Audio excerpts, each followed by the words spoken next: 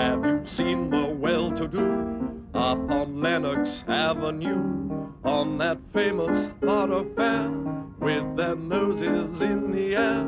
High hats and collared collars, white spats and $15, spending every dime for a wonderful time.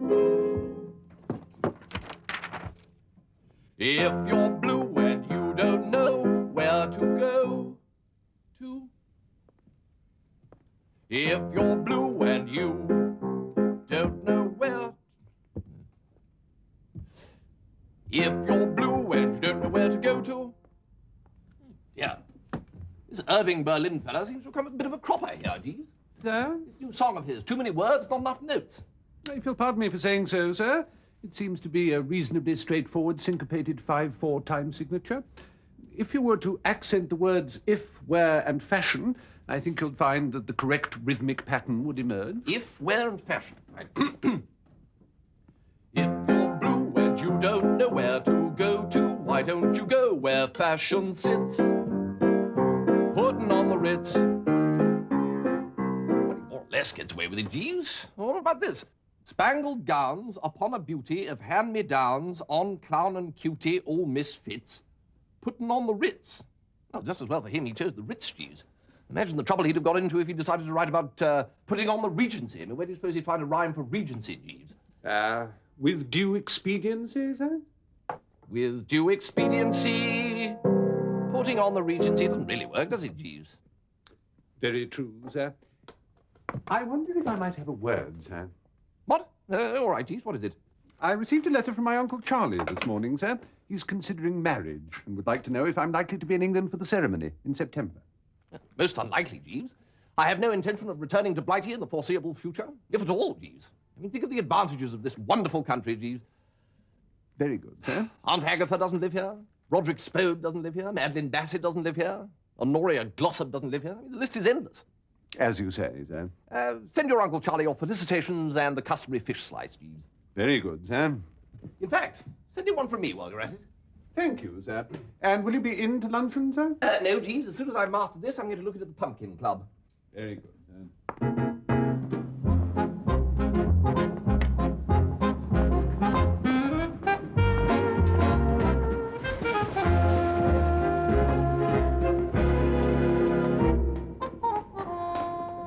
Bingo little as I live and breathe. Bertie Wooster! I didn't know you were in New York. I'm here with my uncle. How is the old chap? He's come over for treatment. Oh, I'm sorry. Are you having lunch? Just on my way out. No, you don't want to eat here. I'll take you to a little place I know. Best food in town. Lead on, little fruit. Will you have what you always have, Richard? Of course. And my friend will have a hamburger and French fries. We'll both have coffee to drink. 1 cheese omelette with fries, 1 hamburger with fries, and 2 coffees. Strange, that. English girl working here. What do you think, Bertie? Oh, bingo, you're not in love again. Of course I am. Wouldn't you be? No, I blasted well wouldn't. Why don't you take a day off once in a while? Tell me about your uncle. What about him? You said he was ill. Oh, not really. He's in the Glossop clinic. That's not my old chum, Sir Roderick Glossop, is it? The loony doctor? That's the chap. Only Uncle Mortimer's not loony. He just eats too much. His doctor told him he'd got to lose some weight and shoved him off to see this Glossop chap. When Glossop moved over here, Uncle Morty came with him. How long's he been in the clinic? In all, just over a year. Crikey, he must have lost a lot of weight. Not an ounce. Isn't she adorable, Bertie?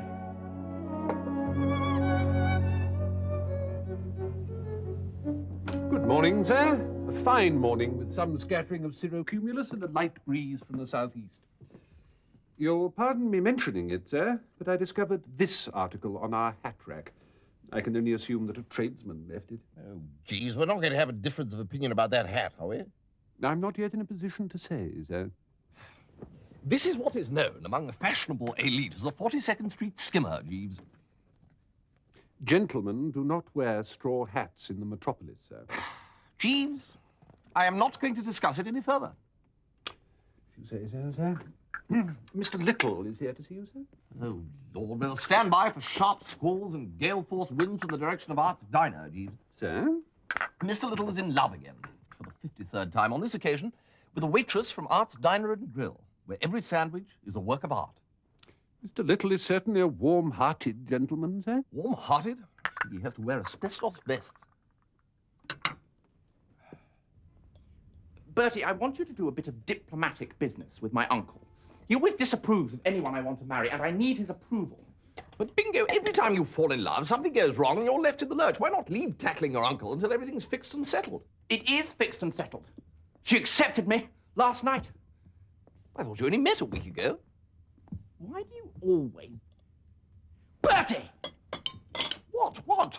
Do you remember that frightfully subtle scheme I worked out, telling him you were what's-her-name who wrote those books? I thought that was my idea, wasn't it, Jeeves? Perhaps so, sir. What do you mean, perhaps so? Well, perhaps I misremember the occasion, sir, but I had always believed that I was to some degree responsible. Oh, nonsense, Jeeves. I remember as if it were yesterday. I said... Never mind whose idea it was. The point is, it was a corker. What I say is this. Rosie M. Banks, forward once more. Sorry, Bingo, out of the question. I will not go through all that again, pretending that my pen name was Rosie M. Banks and that I'd written all those frightful novels. Not for me. Not for you, nor a dozen like you. I never thought to hear those words from Bertie Wooster. Yeah, yes, well, you've heard them now. Paste them into your hat. Our very last copy, sir. This is an absolutely rotten idea, Bingo. Here's her latest. Just sign it to Lord Bittlesham from Rosie M. Banks with all good wishes. I haven't even read the bally thing. You don't have to read it. They're all the same. Innocent but doughty young mill girl, waitress, shop girl, falls in love with poor but handsome young architect, motor mechanic, mining engineer. Innocent but doughty, etc., is blackmailed into compromising situation by even more handsome but dastardly mill owner's son. She's rescued by poor but handsome, who then finds out that he's the rightful heir to the Duke of Dorset, and they live happily ever after. When Uncle Mortimer reads all that, he'll be a gone swan. May I help you? Good afternoon. I'd like to see Lord Bittlesham, please. Up the stairs, suite 4.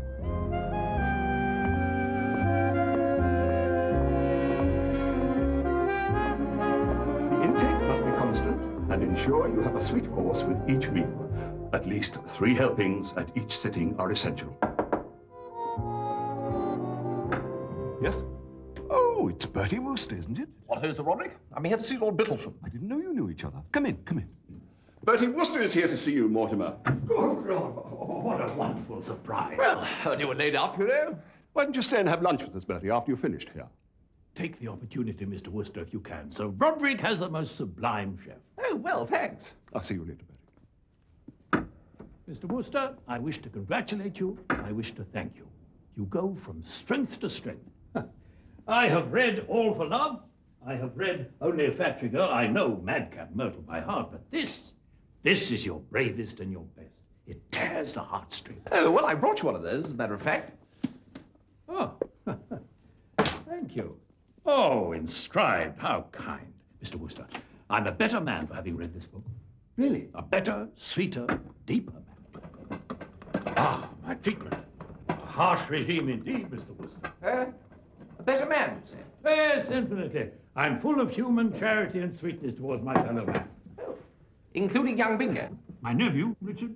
Well, yes. Even towards Richard, yes. Oh, stout fellow. Or rather, good egg. Because I wanted to talk to you about him.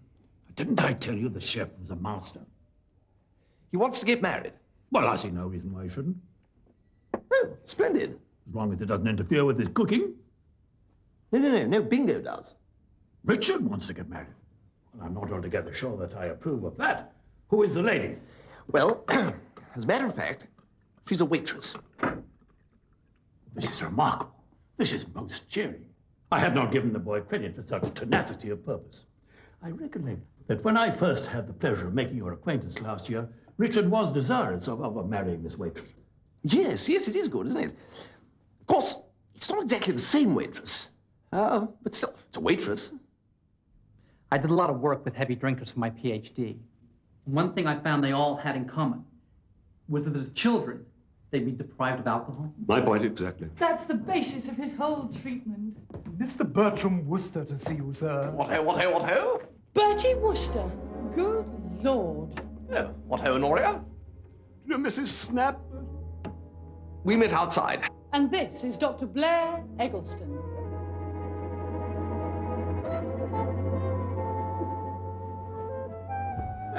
How do you do? Bertie and I were engaged once, weren't we, Bertie? Well... Bertie's an absolute fool. Just let me slip through his fingers. Silly me. You ought to see something of each other again. Bertie can show you around New York. Oh, yes, I say. That would be super. Well... And how did you find Lord Bittlesham, Bertie? Well, to tell you the absolute truth, Sir Roderick, I couldn't quite work it out. I mean, I thought he was here to lose weight. But there he was, hoovering in the scoff like a team of dray horses after a hard day delivering beer. I mean, of course, I know nothing of medical matters. No, of course not. The Glossop method is based on the patient being given an excess of whatever it is he most desires, as it may be alcohol, or the companionship of the opposite sex, or as in Lord Bittlesham's case, food.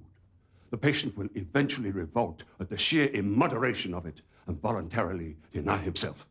Yeah, sort of get it out of his system. Precisely. Is it successful? It's theoretically impeccable, Bertie, and extremely popular. Yes, I should think it would be. The medical profession in England are a cartel of backward-looking dinosaurs. You mustn't upset yourself, Daddy. No, quite. Shall we go to lunch? I haven't got time for lunch, Roderick. You know that. Oh, surely you can. No. I've got the linen to check. We can't trust these girls to do it. I'll tell you something about Roderick Glossop, Jeeves. He has something on his mind. Conversing with him, one felt that his thoughts were far away and his thoughts were stinkers. It's possible that it is Sir Roderick's situation with regard to Mrs. Snap that is causing him chagrin, sir. There was a situation with Mrs. Snap. Oh, indeed, sir. Ever since Lady Glossop eloped with the conductor who befriended her on the 73 omnibus, Sir Roderick has keenly missed the comforts of connubiality and has been eager to remarry. He wants to marry Myrtle Snap. Precisely so, sir, but Mrs. Snap refuses to consider such a venture, while Sir Roderick's daughter remains unmarried. In a colourful turn of phrase, she stated that certain specific and scarcely to be anticipated meteorological conditions would have to take place in the infernal regions before she would share a home with Miss Honoria. Well, amen to that. But how do you know so much about the Glossops? The butler, Dobson, is an old acquaintance, sir. Dobson has exceptionally keen hearing. Listens at keyholes, you mean? Precisely so, sir. He is gathering material for his memoirs. Will that be all, sir? Yes, that'll be all, Jeeves. Good night. Good night, sir. What, Bingo? How did it go with Uncle Mortimer? Not bad. I left him thinking it over. Thinking it over? If I was a bookie, I should feel justified in offering 100 to 8 against. 100 to 8? That's no blasted good. Might have known you'd muck it up. Well, I like that. Have you been to see him? He might have softened up by now. No, I'll go tomorrow. I'm playing tennis with Blair Eggleston this afternoon. Well, the doctor fellow, you know him, do you? Well, of course I know him. I wouldn't be playing tennis with him otherwise. We play twice a week, and he spends the whole game telling me about his miserable love life. What's wrong with his love life? Honoria Glossop is. He's madly in love with her, and he can't bring himself to tell her. But he's the most frightful hearty. A doctor and good-looking and all that sort of thing. I know. You'd think he'd be a menace to the sex and have to be kept on a leash in the interest of pure womanhood. But put him alone in a room with a woman, and he comes over all faint and has to ask for a glass of water. Yeah. What a lesson to us all, Bingo. Well, not you, as it happens. Bingo! What? No, I mean bingo. Inspiration has struck. About my uncle. Well, not in this instance, no. Honoria Glossop has been making definite tally-hoes in my direction, and I need to throw her off the scent. I would also be doing my old chum Roderick Glossop a good turn. Look, you're seeing Eggleston this afternoon, you say? Yes. Well, just try and drop it into the conversation, will you, that he'd better heat up his feet and grab Honoria while the grabbing's good, because you happen to know that someone else is making a heavy play in her direction and may have the deal sewn up at any moment. All right. But who's making a heavy play in her direction? Bertram is, Bingo. Jeeves always thinks he's so dashed clever about these affairs of the heart. I sometimes wonder if he doesn't think I'm a complete idiot. He's also getting a bit above himself in matters of headgear. Now, you leave it to Bertram.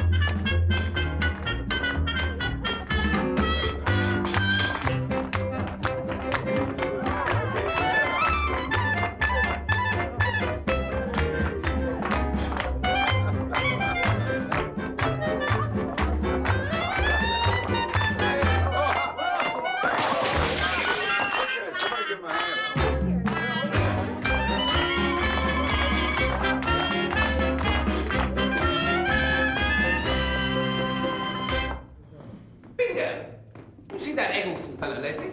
Yesterday afternoon. He's consumed with jealousy, Bertie. Good, good. I kept telling him what fun you and Honoria were having, going about together. If he wasn't grinding his teeth, then I don't know a ground tooth when I hear one. People on the next court were complaining about the noise. Excellent. By the way, Bingo, not a word to Jeeves if you bump into him. You know how he likes to think that he's the only one who can sort out these little human emotional difficulties? I want to present him with a fait accompli. Uncle Bertram knows what he's doing. Pip, pip.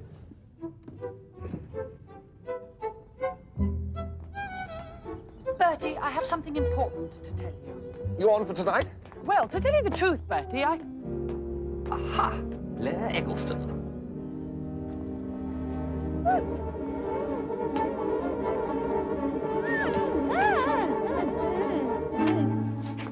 Bertie! Toodle pip, Honoria.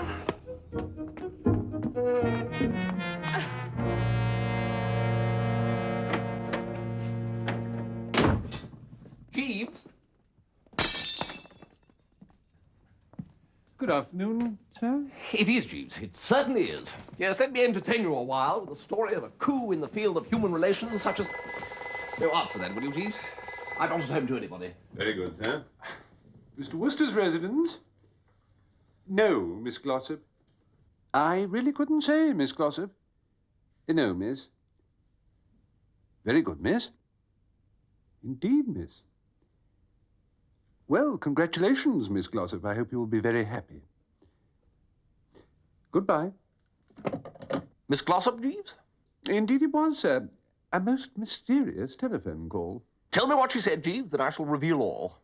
She asked me to tell you, sir, that Dr. Eggleston proposed to her last evening. Last evening? And that she had accepted his proposal, but before she could tell you so, something, and she did not specify what it was, but said that you would know, sir, happened, and that Dr. Eggleston witnessed this occurrence and subsequently broke the engagement. Oh, no! However, she asked me to inform you, sir, that she will now marry you. What? She says that while you may not be the man of her dreams, she feels that your patient love should be rewarded. Oh, no. Oh, Jeeves. But we were interrupted, sir. There was something you wished to tell me?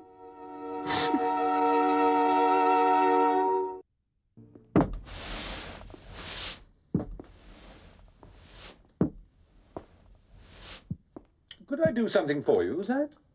No, that's all right. Thank you, Jeeves. You carry on.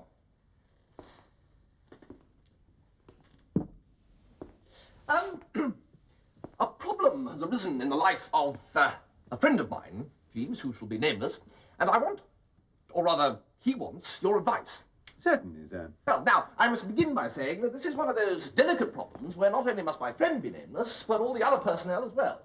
Would you prefer it if we were to term the protagonists A and B, sir? Yes, or north and south. A and B is more customary, sir. Yeah, well, you know best, Jeeves. Very well. Now then, A is male and B female. You follow me so far?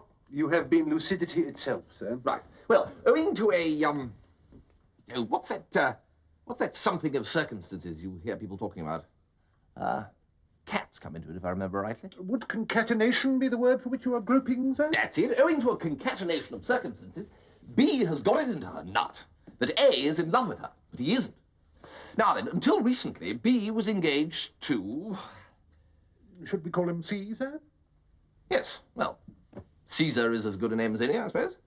Yes, well, as I was saying, until recently, B was engaged to Caesar, and A hadn't got a care in the world. But now there's been a rift within the lute, the fixture's been scratched, and B is talking freely about teaming up with A. Now, what I want you to bend your brain around, Jeeves, is the problem of how Caesar can oil out of it. I think, sir, that you mean A. Do I? Wait a minute. Oh, yes, that's right. Yes, how A can oil out of it. Now, I don't want you thinking that this is simple, Jeeves. You see, A is what is known as a preux chevalier, and this hampers him. I mean, if B comes to him and says, A, I am yours, he can't simply reply, oh, that's what you think. No, he has his code, you see, and his code rules that he must accept the situation. Although, frankly, Jeeves, he'd rather be dead in a ditch. Well, there you are. All the facts are before you. Anything stirring? Yes, sir. Well, good heavens, Jeeves. That certainly is the deluxe express service. Thank you, sir. Obviously, sir, B's matrimonial plans would be rendered null and void if A were to inform her that his affections were engaged elsewhere. But they aren't. It would only be necessary, sir, merely to convey the impression that that were the case. I see what you mean. Yes, if I... Or rather, if A were to produce a female and have her assert that she was betrothed to me, or well, I should say betrothed to him, then the peril would be averted. Precisely, then. Yes. You get down to the track. Bingo, old can of fruit. What ho, Bertie? I have a boon to crave. A what? That girl in the diner. You've got to know her a bit, have you? I mean, you're friends. Well, as a matter of fact. Only I need to borrow her for an hour or two. Steady on. No, it's all strictly above board, Bingo, I assure you. I need her to pretend that she's engaged to me. No, no, no, no, no. Oh, come on, Bingo. I'm in a desperate situation. So is she. We got married yesterday.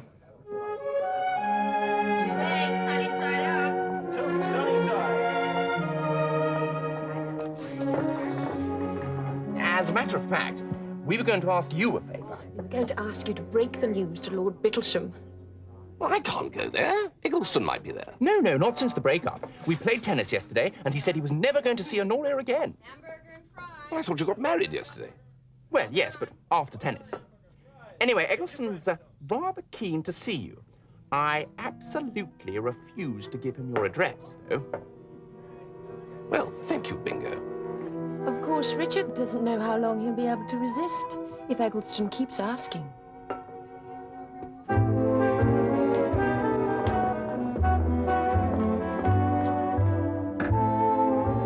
Mr. Wooster, there you are.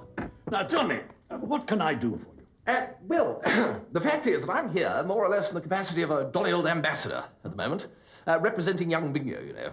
Bingo? I had hoped for a literary conversation. Well, the way I see it, young Bingo's predicament, that is that it's dashed difficult to prevail against a pure and all-consuming love. Yes, we discussed all that at our last meeting, Mr. Wooster. But there have been developments since. The fact of the matter is that yesterday afternoon, young Bingo went and jumped off the dock. Good heavens, why? Where? Which dock? No, I mean he got married. Married? Hitched, absolutely. I hope you're not ratty about it, what? Young blood and so on, two loving hearts and all that. I'm greatly disturbed by your news, Mr. Wooster. I have been defiled. Yes, defiled.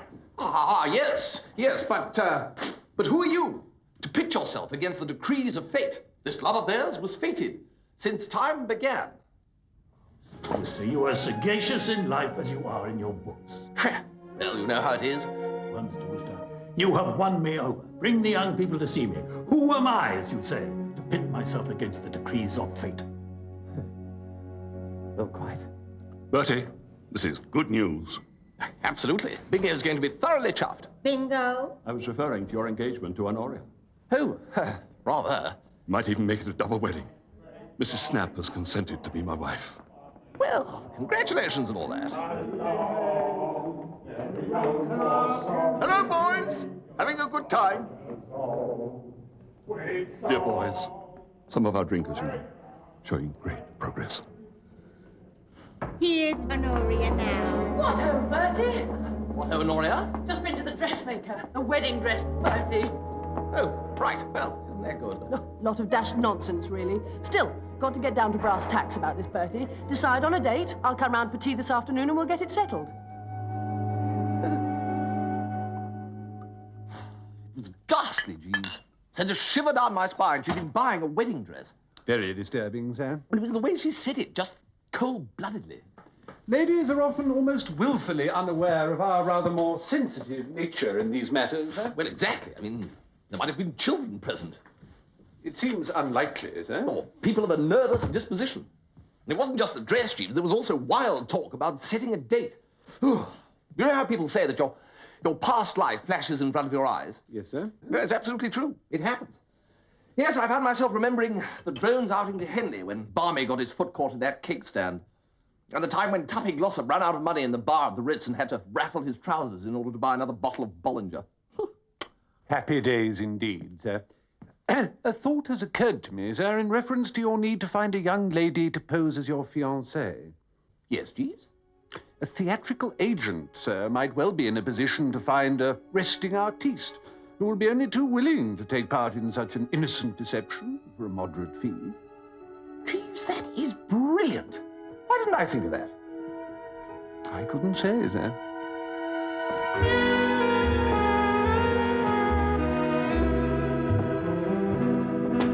Yeah? Something I can do for you, buddy? Jas Waterbury? That's me. You looking for a job? No, I'm looking for a girl. Oh, aren't we all, amigo? What's your line? You running a touring company? No, I want a girl to pretend to be my fiancée for the afternoon. Oh, one of those. Well, you've come to the right place. I've got just the girl for you. Oh, well, that's good. Yeah. Trixie Waterbury, made for the part. Right up Trixie Street. She'll cover you with burning kisses, if that's what you want. I hadn't thought of that. Lucky you came to me, then, isn't it? How much does the part pay? Well, I thought about $20. Think again, friend. More, you mean? No less. 15? A comedian, too, are you? $30. Or rather, 40. That way you get every ounce of zest and cooperation. More than I get for 30. Oh, much more. $40. Plus commission. Commission? Yeah, another 10, inclusive. It's strange that, isn't it? Her having the same name as you. What's strange? She's my niece.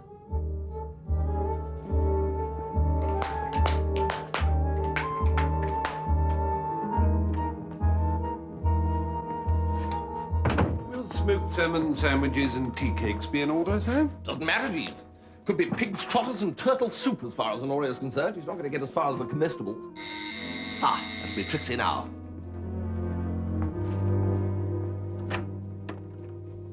Afternoon, Wooster. Well, here she is. This is Trixie. Pleased to meet you, I'm sure. You can call him Birdie. Wouldn't Sweetie Pie be better? You're right. You hear that, Wooster? When you buy a Waterbury, you buy talent. Will that be all for now, sir? Yes. No. Well, yes, I suppose so, Jeeves. That's your butler, is it? Well, no, valet. You hear that, Trixie? Valet? Oh. Nice little place you got here, buddy. I bet this cost a bundle to keep up. When are you expecting a lady friend? Well, any minute now. Then we better be dressing the stage. Discover. You, Wooster, sitting in that chair. We saw the... In the chair there, sit. Discover. You, Trixie, sitting on his lap. What? We're all working for the good of the show here. You want the scene to carry conviction?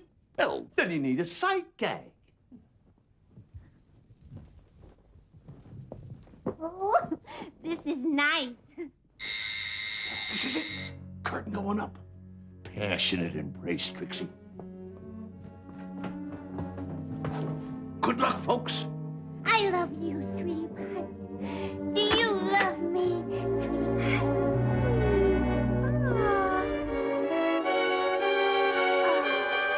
What the hell is this? What are you doing here? More to the point, what do you think you're doing? Well, Trixie, this is Dr. Eggleston. Eggleston, this is Miss Trixie Waterbury, my fiancée. Oh, hi. Your what? Fiancée, as in fiancé. You cur.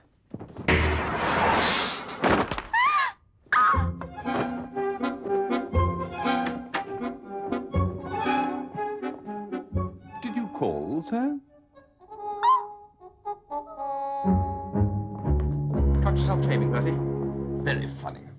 Now, I'm still relying on you, Bertie, to speak to him about the allowance. Why can't you do it? You know he respects you. Doesn't respect me at all. Oh, well, here goes. Come in. What, Uncle Mortimer? Richard, my boy. This is... Well, this is my wife. Uncle Mortimer, Rosemary. Rosemary, Uncle Mortimer. How do you do, Lord Bittlesham? What a charming girl. Charming. Good afternoon, Miss Wooster. What, oh, what? You all right? Cut myself shaving. Richard has told me so little about you. Rosemary. Rosemary. I look forward to the time we'll spend together while we get to know each other. I look forward to that, too. Oh, have you read this, Lord Bittlesham? Oh, yes, 3 times already. Are you also an admirer of Rosie M. Banks? I am Rosie M. Banks. Hardly, old girl. Rosie M. Banks is my nom de plume. It's Rosemary's little joke, Uncle. Her maiden name was Rosemary Bancroft.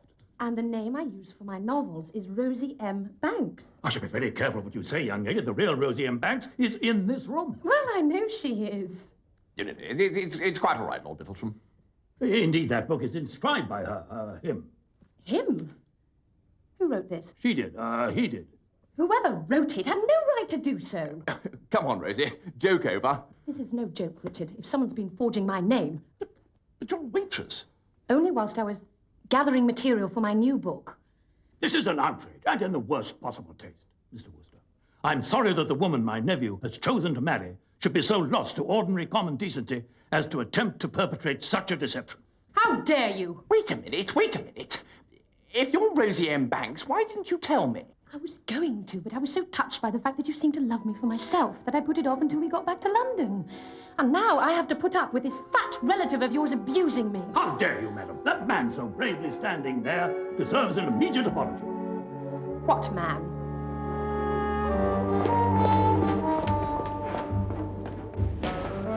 This is all most interesting, Mr. Dobson. I thought you might find it so, Mr. Jeeves. Jeeves, a swift retirement to prepared positions is in order. I shall follow a few steps behind, if that is acceptable, sir. I should not like to be seen in association with that hat. Jeeves.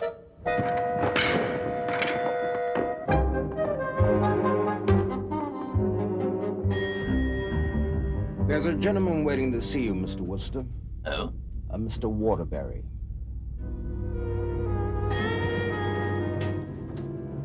Bertie! Trix and me have been talking it over, and we both feel that a simple wedding would be best. No need for a lot of fuss and expense. And Niagara Falls for the honeymoon. She's always wanted to see Niagara Falls. Mr. Waterbury, I'm afraid I didn't quite catch your drift. Do I gather that Trix is thinking of getting married? Now, wait a minute, Bertie. Didn't you introduce her to your gentleman friend as your fiancé? Well, that was just a ruse. What? Well, surely you explained it to her that I wanted her to pretend that we were engaged.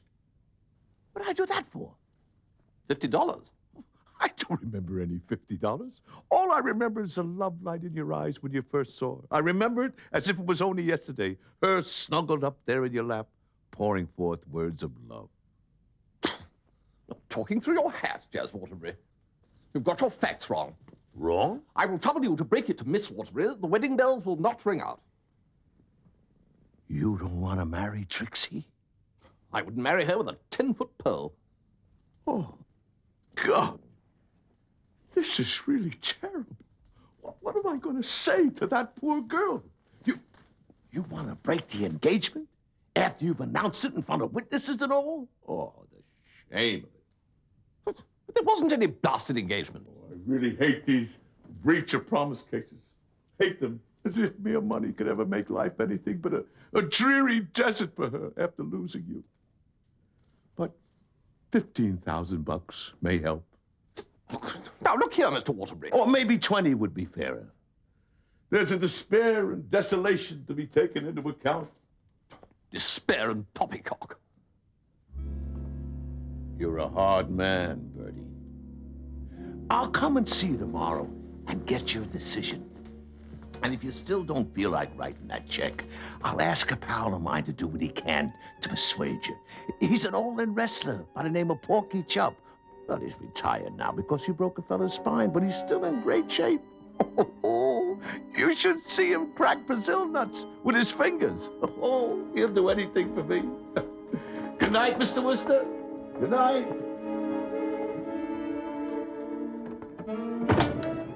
Should I go and start packing, sir?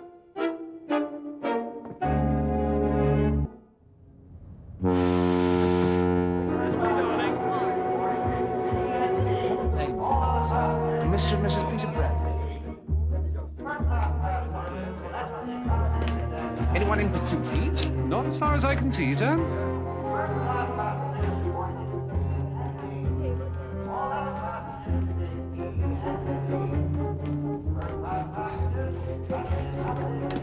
Well, so far so good, eh, Jeeves? So far so good, sir. This is the one. That was a Rocky. Rocky. You know, up and down. Jeez, Trixie, we ain't even moving yet. Oh. Oh, Blair, we can start a new life away from Worcester, back in England with Daddy. But I thought your father had already been run out of England. Certainly not. There were some old stick-in-the-muds at the BMA who doubted the Glossop method, but there was never any official complaint. This won't make any difference to us, will it, Honoria? Of course not, you silly goose. Well, well, well. Here we are again, Jeeves. Going home. Yes, indeed, sir. What was it the fella said about home, Jeeves? If you are alluding to the American poet John Howard Payne, sir, he compared it to its advantage with pleasures and palaces. He called it sweet and said there was no place like it.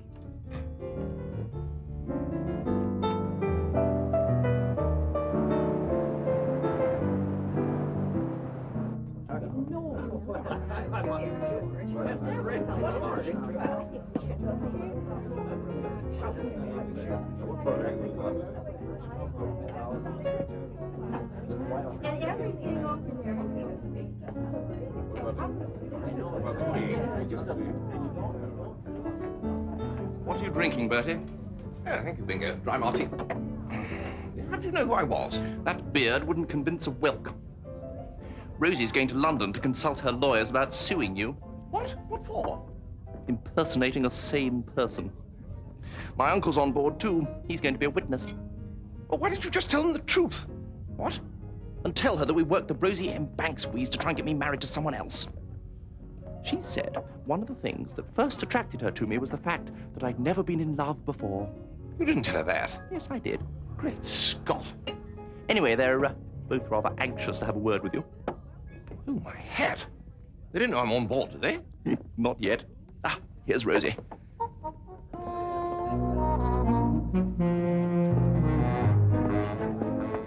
Rosie. Who's that strange man with beard? Oh, I don't know. Some foreigner. He had a very funny walk.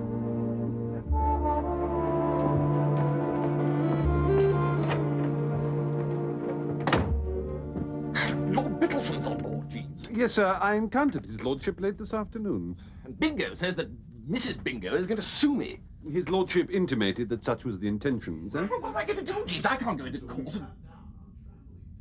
Did you say something, Jeeves? No, sir. It's funny, I'm going to... This plan's a peach. There it is again. I got it all worked out.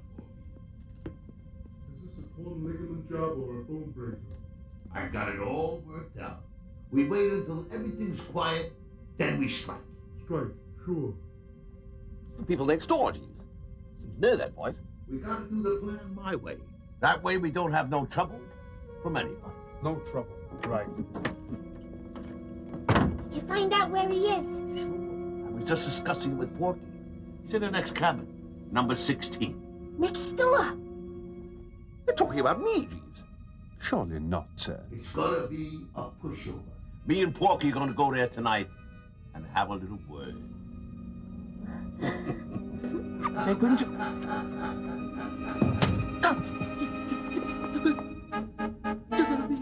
Porky just loves to Drink this, sir. And he'd do anything for me. It's Waterbury. The theatrical agent, sir? Waterbury is talking to Porky Jupp. Waterbury and Porky Jupp are on the other side of that wall, talking about coming in here tonight and having a little word. Well, we know what that means. As far as I can gather from Waterbury, the only three words that Porky Jupp knows are biff, bash, and bludgeon. Well, I'm off. Where to, sir? You think I'm going to stay here and have my skull cracked like a Brazil nut? You're very much mistaken. I'm going to sleep in a lifeboat.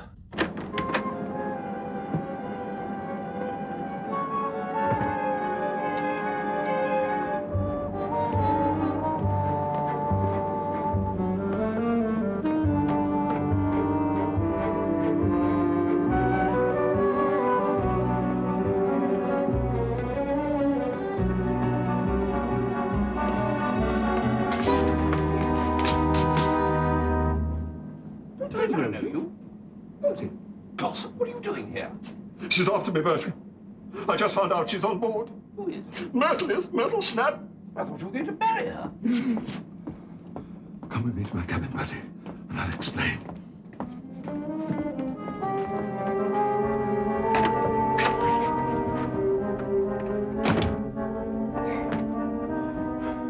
I can't do it, Bertie.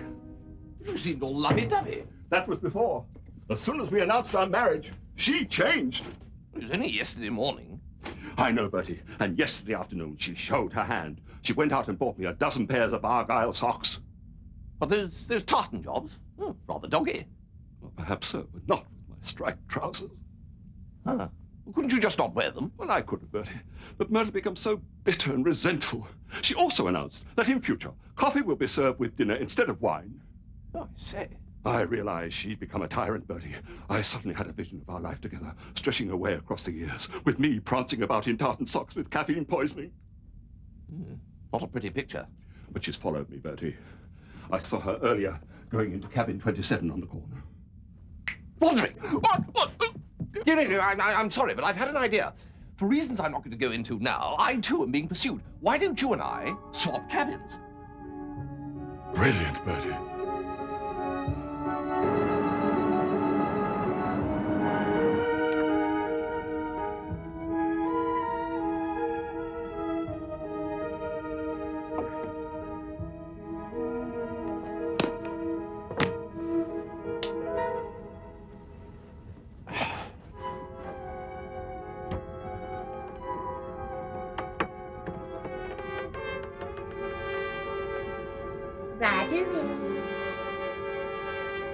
Hello? It's your little Murty Worty. Little who?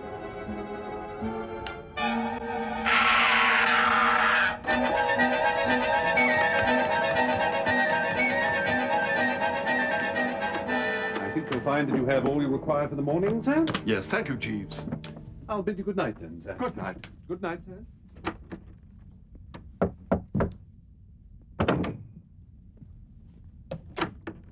We want to see Wooster. Yeah. I regret that Mr. Wooster is not at home, gentlemen. Oh, don't give me that. Don't give him that.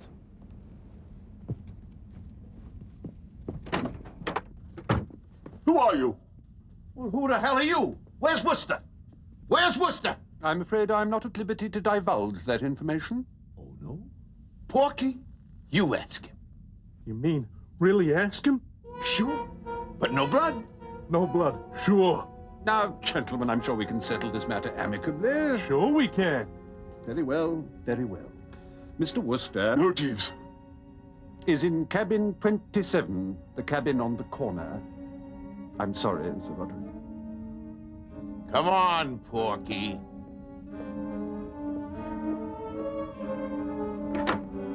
Desperate measures seem to be called for.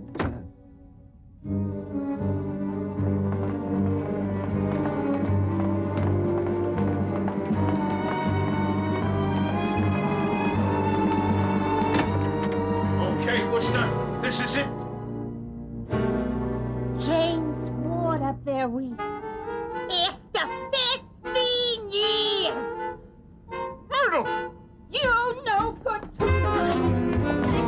She-Hulk, come back here, snake. I'll hold you to every corner of the land. I'll get you for this. Did you hear me? Come back here. Can you hear me? You wake up. You snake of the tree. Okay. What's going on, Porky? His wife caught up with him. His wife? His wife! We can get married in England just as well as in America. Yeah, I suppose so. That's her. That's Wooster's fiancée. Are you sure? Sure, I'm sure. Right. It's no good you making that row. You've behaved disgracefully. He's married. Married? He's already married. Oh.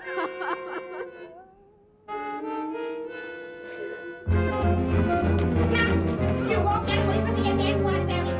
Huh? You won't get away from me, Waterbury.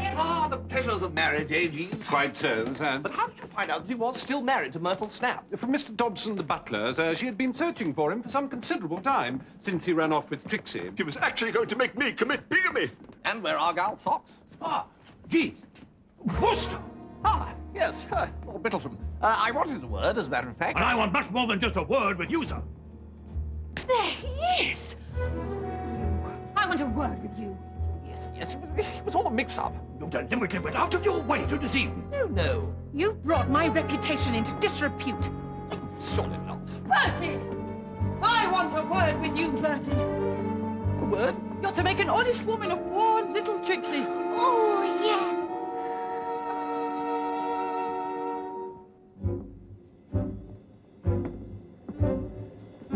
Jeeves, do you have anything to suggest? Just one thing, sir.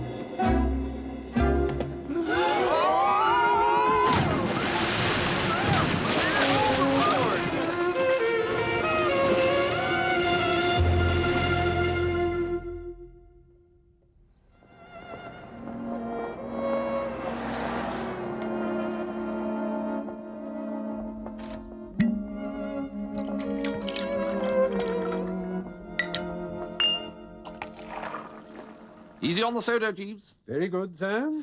8.5 months without a drink may be a drone's record. Congratulations, sir. Well, your jolly good health, Jeeves. Thank you, sir. And well rowed. It's good of you to say so, sir. Though there was perhaps a little too much of it for my taste. Jeeves, this is not the time for recriminations. Very good, sir. My navigation was impeccable throughout. Very good, sir. Though I must say, coming across the Great Barrier Reef like that was a bit of a shock. Do you recall that long, narrow stretch of waterway that you insisted was the Serpentine, sir? Jeeves. It was, in fact, as I suggested at the time, sir, the Panama Canal. Jeeves, it was hardly my fault that the compass was of unconventional design. Again, pardon me for saying so, sir, but most compasses do point north. Jeeves, let's not start this tedious argument again. Very good, sir. Get the arrow pointing towards the sun, and then you read off the direction you want with the dial thing. That's what the letters are there for. If you say so, sir. Well, I think I shall go and have a bath. Another one of those, Jeeves. Very good, sir. Ah, the old 42nd Street skimmer, Jeeves. Quite so, sir. Only it had a voice. What a tale it could tell. But you always get your way in the end, Jeeves. Give it to some deserving cause, will you? I shall do my best, sir. Will you be dining in tonight, sir? Yes, why not? But Jeeves? Sir? Not fish, I think. Very good, sir.